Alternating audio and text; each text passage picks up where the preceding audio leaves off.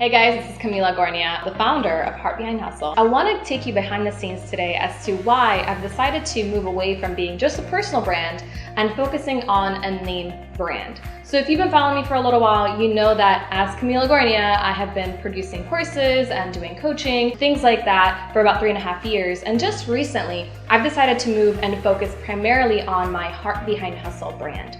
So if you're a coach, consultant, course creator, or another expert, and you're curious, should I be a personal brand? Should I have a name brand? I'm gonna share with you which option is the best fit for you.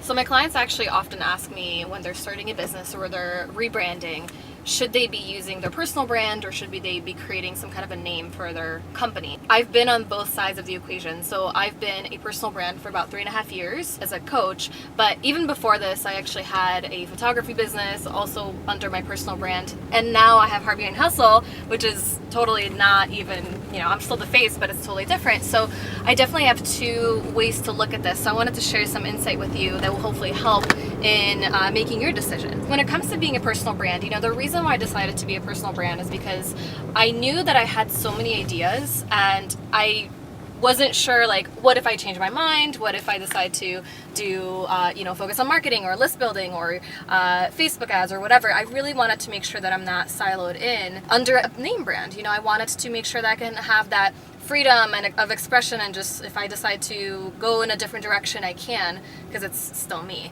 I also knew that I wanted to be a speaker, and I also knew that I wanted to write books, and just I knew that I wanted my name to be as the person within the marketing industry. I knew that was something I was very aware of, especially when I was starting my photography business. I knew if I came up with a name for my photography business, I would probably change it or not like it within 2 months after, because that's just how my brain works. So I'm not going to change my name, so it was much easier for me to just stick with that. It's much easier to make sure your marketing is on point as well, because you can just talk about yourself, you can talk about your stories, your backstory, get really raw and vulnerable, and it's still on brand. On the flip side, a name brand is a little bit different. Now, the way I approach name brands, you can still be vulnerable, you can still share your story, and you should, right? You should still bring your personal brand into the name brand, especially when you're the face of the company. And everyone I work with, they're coaches, consultants, experts, you are still the person behind the company, regardless of whether it's a name brand or if it's a personal brand in terms of the company.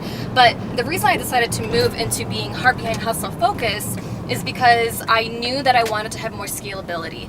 My long-term vision was not just about me.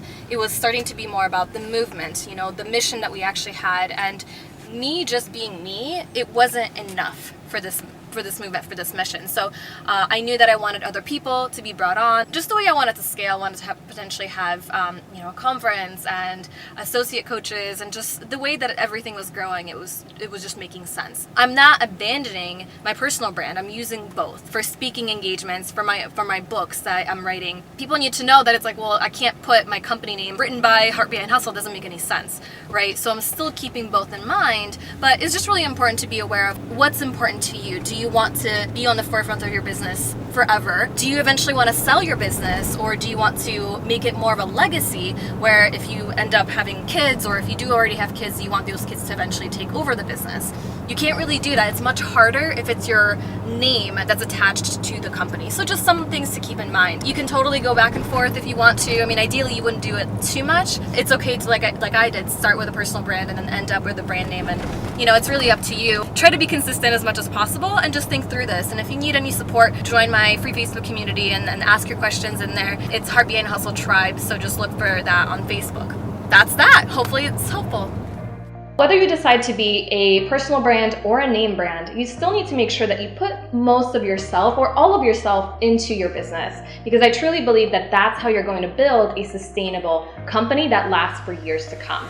Now, if you're not quite sure how to actually show up and do your marketing and become really influential as you, then I have a really special gift for you. It's my Authority Brand Style Quiz, and it's absolutely free. So when you take this quiz, you'll be able to learn which of the 9 entrepreneurial authority styles you are, so you can actually use that more in your business and be really aware of what to look out for in terms of pitfalls and mistakes you might make, and be able to actually market yourself as an authority and get people to really come to you buy from you more easily. All you have to do is go to heartbehindhustle.com/quiz. You'll be able to take that quiz right there. It'll tell you how to be more influential, how to really impact more of your audience, and actually convert them from being strangers into leads and clients. If you like this video, make sure to subscribe. If you know somebody that would really benefit from seeing this video, make sure to share this, and I'll see you in the next video.